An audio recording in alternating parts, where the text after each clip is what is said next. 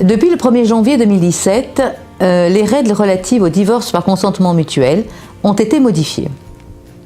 La modification principale réside dans le fait que le divorce ne sera plus judiciaire, c'est-à-dire qu'il ne sera plus prononcé par un juge. Envisageons dans un premier temps ce qui est maintenu et ensuite ce qui est modifié. Ce qui est maintenu. Les époux ont un patrimoine. Il faudra obligatoirement liquider le régime matrimonial, c'est-à-dire établir les droits de chacun des époux et le partager entre eux en fonction des règles du régime matrimonial qu'ils ont adoptées lors de leur mariage. Une convention reprenant les modalités du divorce devra toujours être rédigée. Notamment, elle reprendra les modalités concernant les enfants, autorité parentale conjointe, résidence des enfants, droit de visite et d'hébergement, pension alimentaire. Et celles concernant les époux, usage du nom, prestations compensatoires, lorsqu'un des époux a un revenu plus important que l'autre et que la vie commune a duré relativement longtemps. La convention est un acte complet qui reprend tous les points concernant les modalités du divorce.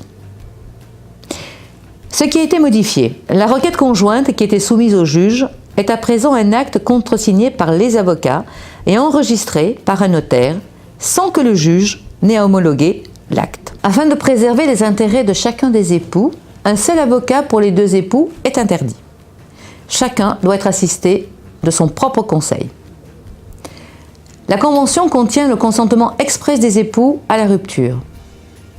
Un délai de réflexion de 15 jours à compter de l'envoi d'une lettre d'acceptation contenant l'acte d'avocat à chacun des époux doit être impérativement respecté et l'acte ne pourra être signé avant l'expiration du dernier délai des 15 jours. L'avocat désigné doit adresser l'acte contresigné lors d'une réunion commune dans un délai de 7 jours au notaire et celui-ci dispose de 15 jours pour enregistrer la convention. La date du dépôt par le notaire de l'acte au rang de ces minutes sera la date du divorce. La transcription du divorce sera effectuée par un des avocats désignés dans la convention. Le notaire ne vérifie pas le contenu de la convention, mais uniquement si les délais de 15 jours ont été respectés et si les pièces obligatoires sont jointes à l'acte.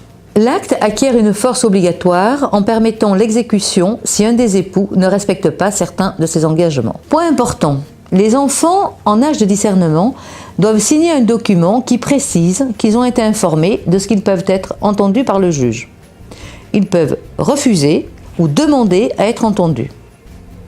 Dans ce dernier cas, il y a l'obligation de demander au juge d'homologuer l'acte même si ce dernier refuse d'entendre l'enfant. Ce nouveau divorce par consentement mutuel invite encore plus les époux à s'engager dans une démarche amiable, confortée et soutenue par les conseils de leurs avocats respectifs, auxquels la loi confère un rôle essentiel.